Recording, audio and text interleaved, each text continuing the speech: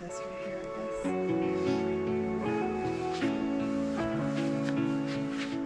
I'm Kristen. And I'm Jameson. And we're Perpetual Moves. We've been living in our RV off-grid boondocking for the past 3.5 years. And this summer, we bought a house.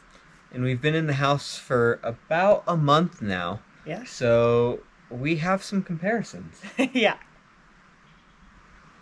So one of the most noticeable daily impacts on our life has been the ability to take a long hot shower and to do so every single day if we want. Our house has a 60-gallon hot water heater, which we're actually considering switching to a tankless that would be on-demand hot water all the time, which feels incredible because in our RV life, we don't have quite as many options. No. In RV life, we have a 10-gallon hot water heater, and we boondock most of the time, so our comparisons are for boondocking. And when it comes to a 100-gallon water tank, we get, 2 showers a week per, and that's about it. And they're quick showers. Yeah, they're very quick showers.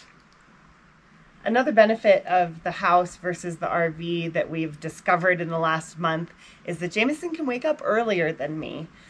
He's an early riser, like 5:30, and I'm not a total sleep-inner, but I like to sleep till 6 or 7. And so in the house, he can get up, go take a shower, get his day started, and I don't wake up because the house is not moving, which has been pretty amazing. And I appreciate the extra sleep so much. Then with the RV, it's much different. Yeah. I still wake up at 5:30 every day. My internal clock does that. And when we've had a poor mattress, it's me just moving because I woke up wakes Kristen up. Yeah. So having to I guess just lay there, not wanting to lay there to not disturb my partner so she doesn't lose 2 hours of sleep that she would really like.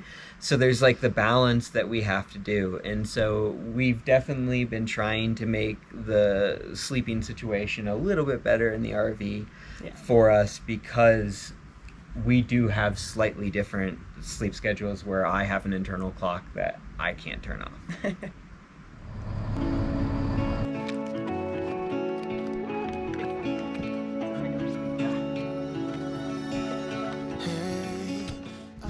It says to unbox, unroll, expand.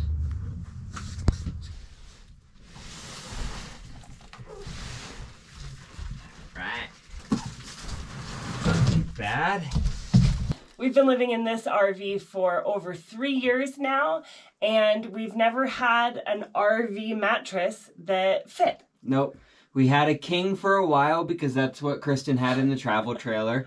And the king was too big in all aspects. Yeah. We have to do this dance where I get on the bed and I hold up the end of the mattress while Kristen pushes the button to bring the slide in for the bed. Yeah, It's just always been too long no matter what.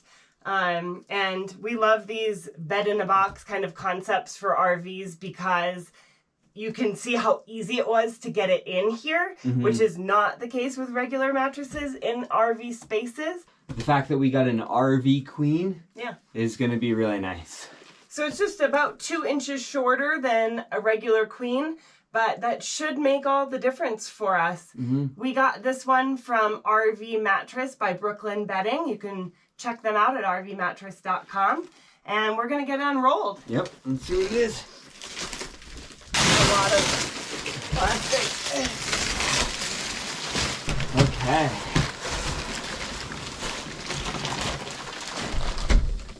Oh, I hear it. Oh yeah, it's starting. Which is the top? The blue. Definitely. Yeah. Okay, so this way. Nice. It's growing so fast. It's expanding. Oh. Don't rip the mattress. Oh, it fits the box. Oh, it's soft. Yeah. It's really soft. I'm a side sleeper, so we chose the 12-inch. Yep, we have the thickness. 12-inch loft. It goes up to 14 inches, so that being the softest. Yep. For side sleepers. But this way, like, my hip and my shoulder can sink in a little bit. And I mostly sleep on my stomach, so it's a good, like, mix for both of us. Oh. Next up for the house is power and our ability to use power anytime we want. We can bake cookies at night after the sun has gone down if we want to. But with that comes being hooked up to the grid and having a monthly bill to pay. Mm-hmm.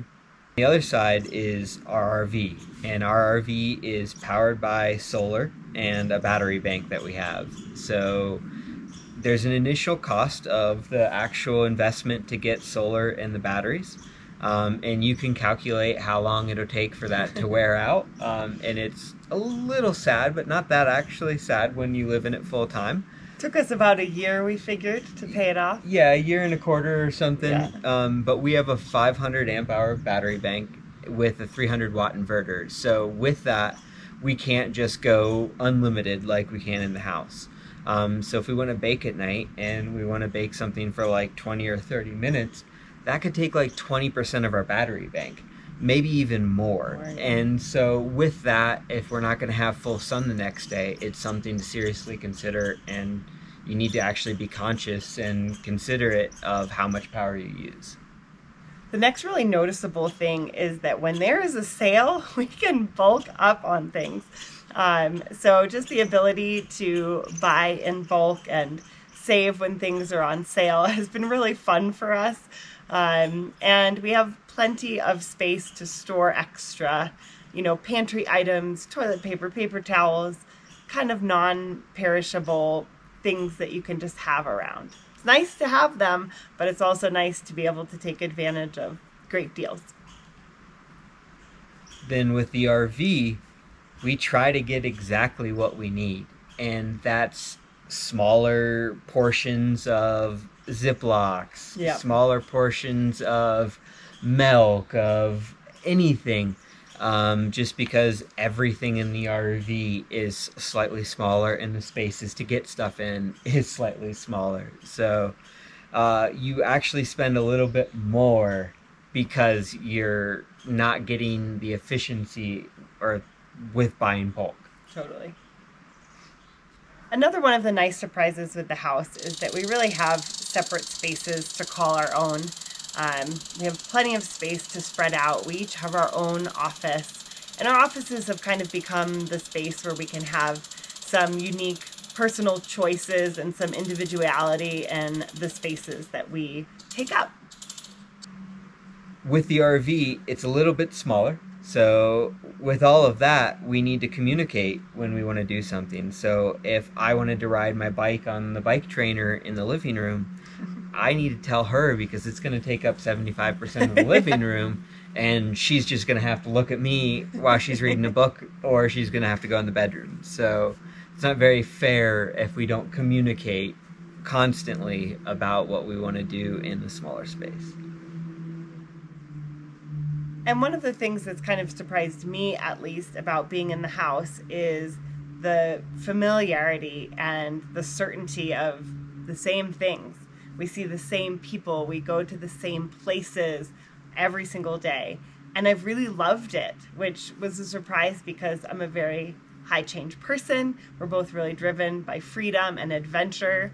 But it's been so nice to get to know our neighbors and have people we trust and can count on and can share things with.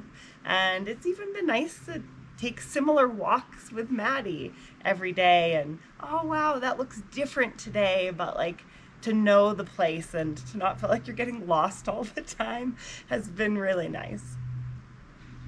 And then there's the RV, where it's constantly changing in our life. The way that we live RV life is moving about every 2 weeks because we boondock. We don't stay at RV parks very frequently. So we don't know where we're going to be. We map out kind of a rough idea over the summer or over the season of where we want to go. And then like it's just the work week and planning where we go. We go to a new town. We don't know where the local grocery store Yeah. is. If they'll have all the food that we want.